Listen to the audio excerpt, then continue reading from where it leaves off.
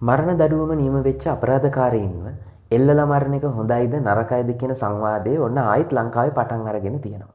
අපි මෙන්න මේ මොහොත පාවිච්චි කරමු. එල්ලා මැරීම සම්බන්ධයෙන් විද්‍යාත්මක පසුබිම ගැන පොඩ්ඩක් දැනුවත් වෙන්න.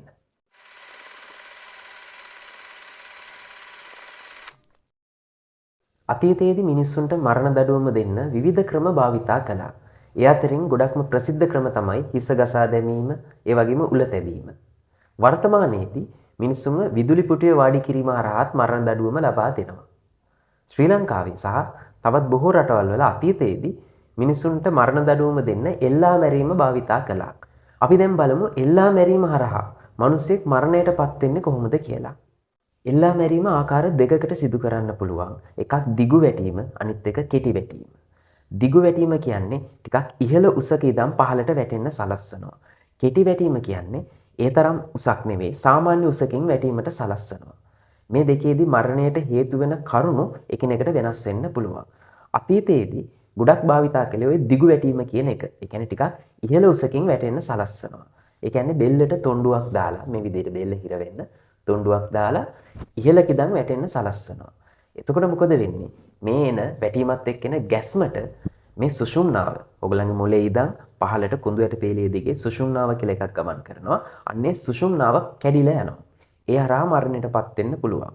ඊට අමතරව බෙල්ලේ තියෙන අස්ථි අපි හඳුන්වනවා ග්‍රයිවී කශේරුකා කියලා. මෙන්න මේ කශේරුකා කැඩිලා ගිහින් ඒවා සුෂුම්නාව ඇනිලා ඒ හරහා හානි වීමෙනුත් මරණයටපත් වෙන්න පුළුවන්.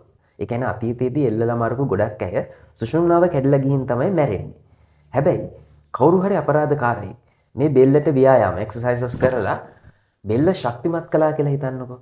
එහෙම බෙල්ල ගොඩාක් ශක්තිමත් කළොත් මේ වැටීමේදී එන ගැස්ම දරා ගන්න පුළුවන්. ඒ හරහා සුෂුම්නාවට හානි වෙන එකෙන් බේරෙන්න පුළුවන්.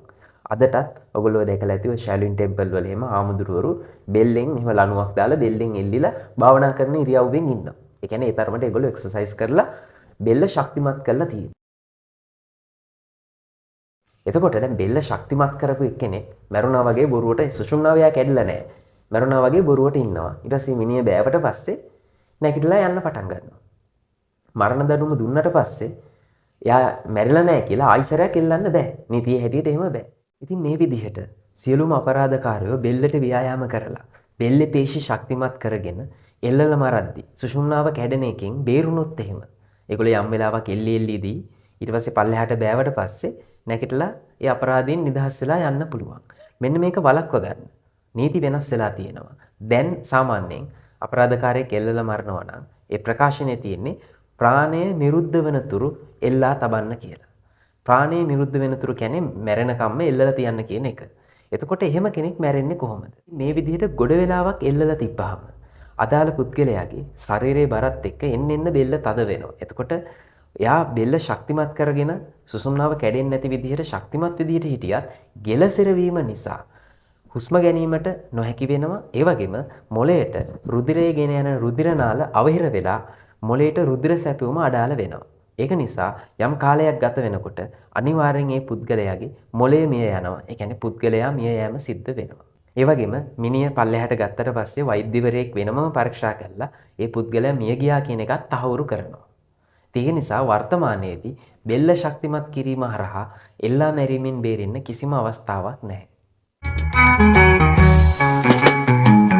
Night කඩයක light එළියට ඇතේ දවල් වරුවේ වැඩ කර රැට් ඕටි කරන මැස්සේ